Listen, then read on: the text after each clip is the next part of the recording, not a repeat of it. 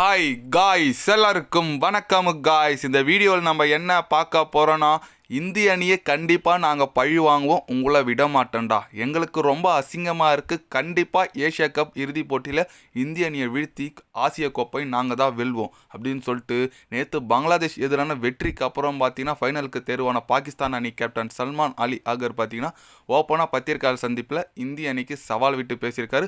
மீண்டும் India Pakistan final மோததுனால இந்த வாட்டி நாங்கள் இந்தியா விட மாட்டோம்பா அப்படின்னு சொல்லிட்டு ஓப்பனாக பத்திரிகையாளர் சந்திப்பில் சவால் விட்டு பேசியிருக்காரு. அவர் என்ன பேசினார், ஏது பேசினார் சொல்லிட்டு வீடியோ டீட்டெயில்டாக பார்க்கலாம். அதுக்கு முன்னே நீங்கள் நம்ம சேனலுக்கு புதுசாக வந்திருந்தீங்கன்னா ஒரே ஒரு சப்ஸ்கிரைப் மட்டும் பண்ணிட்டு வாங்க, வீடியோக்குள்ளே போகலாம். ஆமாங்க, வெற்றிக்கு அப்புறம் பங்களாதேஷ் எதிரான ஒரு 11 ரன் வித்தியாசத்தில் வெற்றிக்கு அப்புறம் கேப்டன் சல்மான் அலி ஆகர் என்ன சொன்னார் கேட்டிங்கன்னா, உண்மையாக பங்களாதேஷ் வீழ்த்து எங்களுக்கு ரொம்ப மகிழ்ச்சியாக இருக்குது. அவங்க ரீசெண்ட் டைம் நல்லா விளையாடிட்டு வந்தாங்க. இருந்தாலும் நாங்கள் இன்னும் எங்களுக்கு ஒரு பாக்கி இருக்குது, இந்தியாவை வீழ்த்தணும். இந்த தொடர் நாங்கள் 2 முறை இந்தியா கிட்ட தோற்றுருக்கோம். ஆனால் 3வது முறை கண்டிப்பாக நாங்கள் விட மாட்டோம். ஃபைனலுக்கு தேர்வாயிருக்குது, எனக்கு ரொம்ப மகிழ்ச்சியாக இருக்குது. இந்தியாவை கண்டிப்பாக இந்த முறை பழி வாங்கியே தீருவோம். அது மட்டும் இல்லாமல் இந்திய அணியோட நுணுக்கத்தை நாங்கள் கண்டுபிடிச்சிட்டோம். இந்த போட்டியில் என்ன தப்பு பண்ணுமோ கண்டிப்பாக 3வது போட்டியில் அந்த தப்பு நாங்கள் பண்ண மாட்டோம்.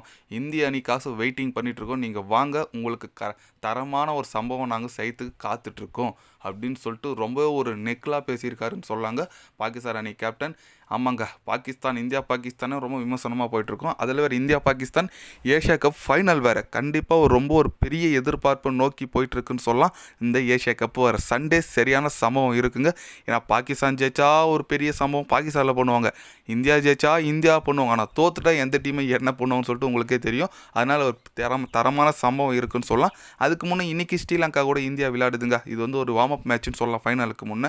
ஏன்னா already India Pakistan qualify to final Asia cup.